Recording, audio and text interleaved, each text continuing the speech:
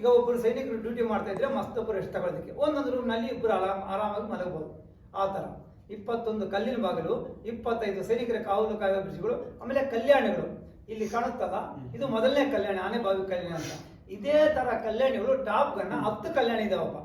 ಇದು ಮೊದಲನೇದು ಆನೆಬಾವಿ ಕಲ್ಯಾಣಿ ಅಂತ, ಎರಡನೇದು ಬಾತ್ರೂಮ್ ಕಲ್ಯಾಣಿ ಅಂತ, ಮೂರನೇದು ಹಂಸದ ಕಲ್ಯಾಣಿ ಅಂತ, ನಾಲ್ಕನೇ ಹೆಬ್ಬೆವು ಕಲ್ಯಾಣಿ ಅಂತ, ನೆವಲಿ ಕಲ್ಯಾಣಿ ಅಂತ, ಚಂದ್ರ ಚೆಲ್ಮೆ ಅಂತ, ಭೀಮನ ಕಲ್ಯಾಣಿ ಅಂತ, ತಣ್ಣೀರ್ ಚೆಲ್ಮೆ ಅಂತ, ದೊಣ್ಣಿ ಬಂಡಿ ಚೆಲ್ಮೆ ಅಂತ, ಚೆಲ್ಮೆಗಳು ಅಂತಾರೆ, ಕಲ್ಯಾಣಿ ಅಂತಾರೆ.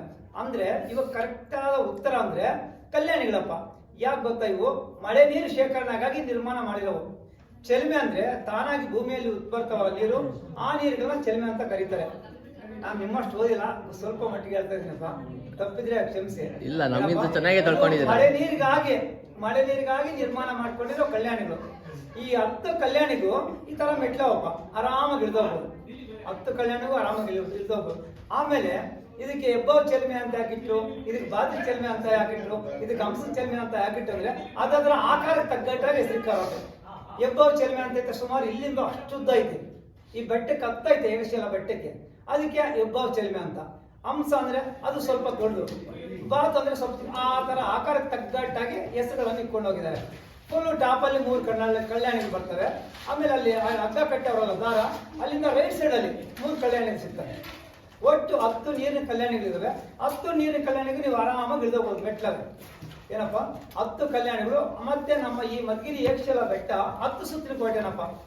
ನೀವು ಇವತ್ತು ಅಕಸ್ಮಾತ್ ಬಂದಿದ್ರೆ ನೆಕ್ಸ್ಟ್ ಟೈಮ್ ಏನಾದ್ರು ಬಂದ್ರೆ ಕೆಳಗಡೆಯಿಂದ ನೀವೇ ಅಕೌಂಟ್ ಮಾಡ್ಕೊಂಡು ಹೋಗಿ. ಮೇಲೆ ಕೋದಂಡ ಸ್ವಾಮಿ ದೇವಸ್ಥಾನ ಐತಲ್ಲ, ಅಲ್ಲಿ ಹೋಗೋ ಅಷ್ಟಕ್ಕೆ 10 ಸುತ್ತು ಕೋಟೆ ದಾಟ್ಕೊಂಡು ಹೋಗ್ಬೇಕಪ್ಪ. ಈಗ ಚಿತ್ರದುರ್ಗದ ಕೋಟೆ 7 ಸುತ್ತಿನ ಕೋಟೆ, ನಮ್ಮ ಮಧುಗಿರಿ ಏಕಶಿಲಾ ಬೆಟ್ಟದ ಕೋಟೆ 10 ಸುತ್ತಿನ ಕೋಟೆ.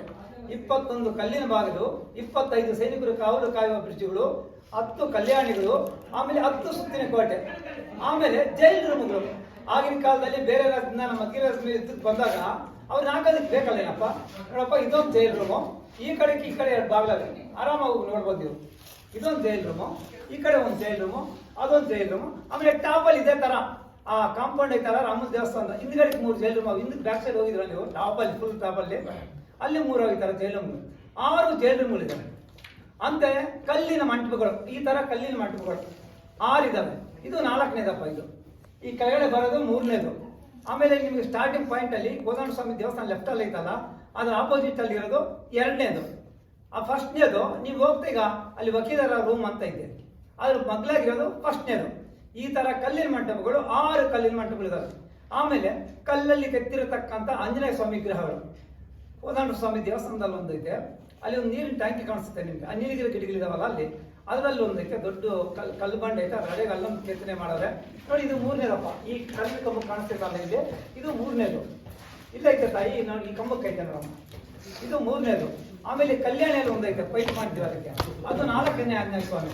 ಆ ಕಲ್ಯಾಣಿಯಿಂದ ಸ್ವಲ್ಪ ಮುಂದಕ್ಕೆ ಚಿಕ್ಕದಾಗಿ ದೇವಸ್ಥಾನ ಕಟ್ಟಿ, ಅದು 5ನೇದು. ಆಮೇಲೆ ಈ ಬೆಟ್ಟದ ಹಿಂದ್ಗಡೆ ಒಂದೈತೆ, ಅದು 6ನೇದು. ಆಮೇಲೆ ಟಾಪಲ್ಲಿ 3 ಆವೆ, 9 ಆಂಜನೇಯ ಸ್ವಾಮಿ ವಿಗ್ರಹಗಳು ಈ ಬೆಟ್ಟದಲ್ಲಿ. ಆಮೇಲೆ ಕಣಜುಗಳು ಎಷ್ಟು ನೋಡಿದ್ರಿ ಕಣಜುಗಳು ನೀವು? 4 ನೋಡಿದ್ರಾ? ನೋಡಿ, ಕೆಳಗಡೆ ಆಂಜನೇಯ ಸ್ವಾಮಿ ದೇವಸ್ಥಾನ ಐತಲ್ಲ, ಇಲ್ಲಿ 2 ಅವೆ. ಆ ದೇವಸ್ಥಾನ ಮಗ್ಲಾಗೆ ಒಂದೈತೆ, ಅದ್ರ ಮೇಲೆ ಒಂದೈತೆ. ಆಮೇಲೆ ಅಲ್ಲಿ ಮೈಸೂರು ಬಾಗಿಲು ಅಂತ ಹೇಳಿದ್ನಲ್ಲ, ಅಲ್ಲಿ ಒಂದು ಗಿಡಕ್ಕೆ ಸುಮಾರು ಒಂದು 8 ಅಡಿ ನಾಗರಿಕಲ್ಲು ನಿಲ್ಸಿದ್ವಿ. ಯಾರನ್ನ ಅಬ್ಸರ್ವ್ ಮಾಡಿದ್ರ? ಮೈಸೂರು ಬಾಗಿಲ ಹತ್ರ ಹೋಗ್ತಾ ರೈಟ್ ಸೈಡ್ ಅಲ್ಲಿ ಸಿಗುತ್ತೆ, ಅಲ್ಲಿ ಒಂದು ಕಣಜ ಐತೆ. ಆಮೇಲೆ ಟಾಪ್ ಅಲ್ಲಿ 3 ಕಣಜುಗಳವೆ. ಏನಪ್ಪ, 6 ಕಣಜುಗಳವೆ. ಏನಪ್ಪ, 6 ಕಣಜುಗಳು, 9 ಆಂಜನೇಯ ಸ್ವಾಮಿಗಳು. ಟೋಟಲ್ 21 ಕಲ್ಲಿನ ಬಾಗಿಲು, 25 ಸೈನಿಕರು ಕಾವಲು ಕಾಯುವ ಬ್ರಿಡ್ಜ್ಗಳು, 10 ಸುತ್ತಿನ ಕೋಟೆ, 10 ಕಲ್ಯಾಣಿಗಳು, 6 ಜೈಲ್ ರೂಮ್ಗಳು, 6 ಕಲ್ಲಿನ ಮಂಟಪಗಳು, 9 ಆಂಜನೇಯ ಸ್ವಾಮಿಗಳು, ಆಮೇಲೆ 6 ಕಣಜುಗಳನ್ನು ಒಳಗೊಂಡಂತ ನಮ್ಮ ಏಕಶಿಲಾ ಬೆಟ್ಟ. ಅಂತೆಯೇ ನಾನು ಹೇಳಿದ್ನಲ್ಲ, ಕ್ರಿಸ್ತ ಶಕ 15ನೇ ಶತಮಾನದಲ್ಲಿ ವಿಜಯನಗರ ಸಾಮಂತನಾಗಿದ್ದ ಮಧುಗಿರಿಯ ಪಾಳ್ಯಗಾರ ರಾಜ ಹಿರೇಗೌಡ ಈ ಮಧುಗಿರಿ ಕೋಟೆಯನ್ನು ಕಟ್ಟಿಸಿದ. ಏನಪ್ಪ, ಮೈಸೂರಿ ದಳವಾಯಿ ಅವರು 1678ರಲ್ಲಿ ಅವ್ರಿಗೆ ರಾಜಧಾನ ಮಾಡಿದ್ರು, ಅವ್ರು ಇದು ಮಾಡಿದ್ರು. ಬಟ್ ಹುಡುಗರೆಲ್ಲ ದಯವಿಟ್ಟು ಬೇಜಾರು ಮಾಡ್ಕೋಬೇಡ್ರಿ, ಅವ್ರು ಯಾರು ಅವ್ರ ಹೆಸರು ಬರ್ದಿಲ್ಲ. ಐದರಾಲಿನೂ ಬರ್ದಿಲ್ಲ, ಆಮೇಲೆ ಇವ್ರು ಚೋಳರು ಕಳ್ತನ ಮಾಡಿದ್ರ, ಗಂಗರು ನಬಲರು, ಅವರು ಯಾರು ಹೆಸರು ಬರ್ದಿಲ್ಲ. ಕೆಲವು ಹುಡುಗರು ಬಂದು ಗೋಡೆ ಮೇಲೆ ಅದ್ರ ಮೇಲೆ ಎಲ್ಲ ತಿಂದು ಚಿತ್ರಾನ್ನ ಮಾಡ್ತಾರೆ. ಈ ತರ ದಯವಿಟ್ಟು ಯಾರು ಮಾಡ್ಬಾರ್ದು ಕಣಪ್ಪ. ಇದು ನಮ್ಮ ಎಲ್ಲರದು, ಇದು ನಮ್ಮೆಲ್ಲರಿಗೂ ಸೊತ್ತಿದು. ನಾವೆಲ್ಲ ನೀಟಾಗಿ ಇಟ್ಕೋಬೇಕು.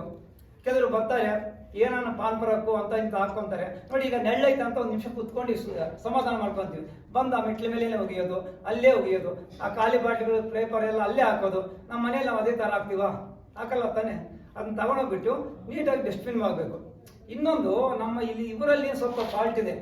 ನಮ್ಮ ಈ ಆರ್ಕಲ್ಚರ್ ಡಿಪಾರ್ಟ್ಮೆಂಟ್ ಇಲ್ಲೇ ನೇಮಿಸ್ತಾರಲ್ಲ ಅವರು. ಮತ್ತೆ ಇನ್ನೊಂದೇನು ಗೊತ್ತೇನಪ್ಪ, ನೀವು ಇಲ್ಲಿ ಹಗ್ಗ ಕಟ್ಟಾರಲ್ಲ ಅಲ್ಲಿಗನ ಈಸಿಯಾಗಿ ಹೋಗ್ತೀರಾ. ಮುಂದೆ ಹೋಗೋದಕ್ಕೆ ಒಂದು ರೂಟ್ ಸ್ಕೆಚ್